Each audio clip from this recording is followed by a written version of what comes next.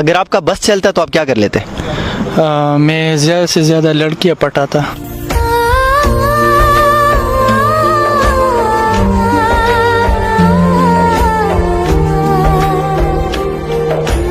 जिथे जाके तू बिकया ओ बाजार किथे आ जड़ा वाले रोड ते जलवी मार्केट नहीं पाए ने उथे।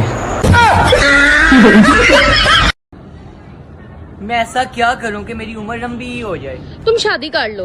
अच्छा, उससे मेरी उम्र लंबी हो जाएगी? नहीं नहीं, तुम्हें एक ख्वाहिश खत्म हो जाएगी।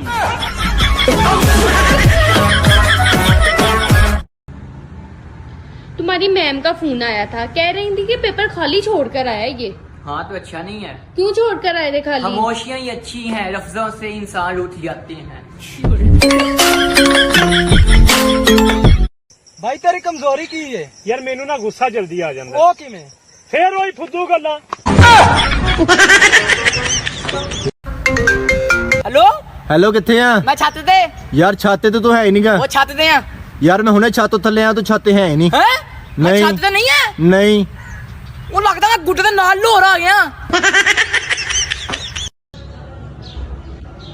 दुनिया का सबसे अच्छा सिंगर कौन सा है? मच्छर।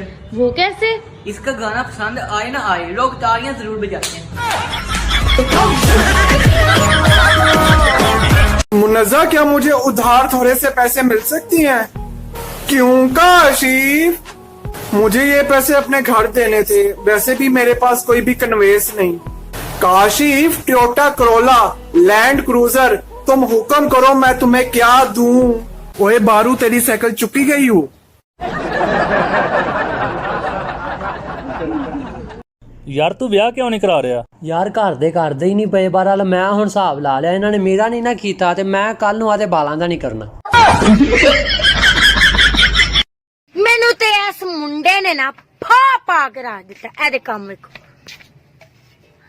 ਓਏ ਕੀ ਆ ਪਾਗਲਾ, ਇਹ ਵੇਖੋ, ਇਹ ਮੁੰਡੇ ਨੇ ਮੇਰੀ ਜਾਨ ਜਿਹੜੀ ਹੈ ਨਾ ਸੂਲੀ ਉੱਤੇ ਟੰਗੀ।